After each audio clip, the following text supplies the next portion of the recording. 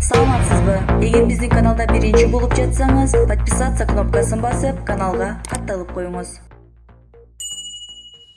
Мындан ары дагы кызматыңарды жакшылап өткүзгүлө. Мына кече күнү жанагы алтын концентратын кармадыңарбы? Кимди кармадыңар? Ак Суу районунан кармадыңар. 3 машина менен. Ошонун эле баасы бүгүнкү күндө 4,5 миллион долларга чейин акча урдалып кетип аткан. Мына.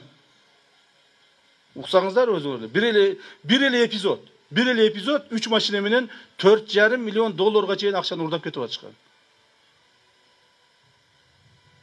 Мамлекетибизди биз корубасак, биз карабасак, ким карайт? Мына ушинтип эле мамлекетибиз тонолуп атат. Мамлекетибиз ушинтип эле байкуш элибиз ушинтип эле кыйналып атат.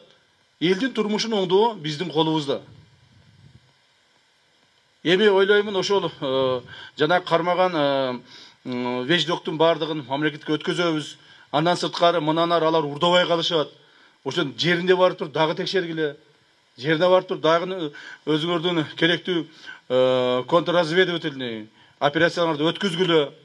Ошолордун негизинде көптөгөн булардын былык иштерин алып чыгышыңыздар керек. Урматтуу кызматкерлер, бул силердин жасаган бир эле жумушуңардын эпизоду. Мындай нерсе көп толуп атат. Көлдүн тегерегинде мамлекеттик кызматтарда иштеген айрыкча элдин баягы канын соруп жегендер, элдин жанагы тендер боюнча 10 сом болсо 5 сомун чөнтөгүнө салып 5 сомун элге иштетип коюп жүргөн кызматкерлер көп. Ошолордун ар бирин кармашыңар керек. Ар бирин. Мындан ары бирөө жарым мамлекеттикин урдайм дегенде ойлонот, коркот. Ушул акыбалга биз алып келишибиз керек. Бул биздин милдетибиз. Ошон үчүн мына бюджет көтөрүлүп атат. Быйылкы жылкы бюджет эле 162 миллиард менен кабыл алынды эле. Азыркы күнү, урматтуу угандар, биз бюджетти 300 миллиард менен жаап атабыз. 300 миллиард менен. Мындай нерсе эч качан тарыхта болгон эмес бир жылдын ичинде. Тарыхта биздин бюджетибиз ар дайым көтөрүлүп турат. Жылына 5, 7, 12%. Но 70-80% көтөрүлгөн эч качан болгон эмес. Эмдиги жылкы бюджетти 400 миллиардка чыгарабыз деп атабыз. Ушунун бардыгы ушу биздин мамлекет кызматкерлери иштеген адамдардын так жүрүшүнүн эсебинен болот. Мына зарплаталар көтөрүлүп атат. Элге деген жанагы социалдык төлөмдөр берилип атат.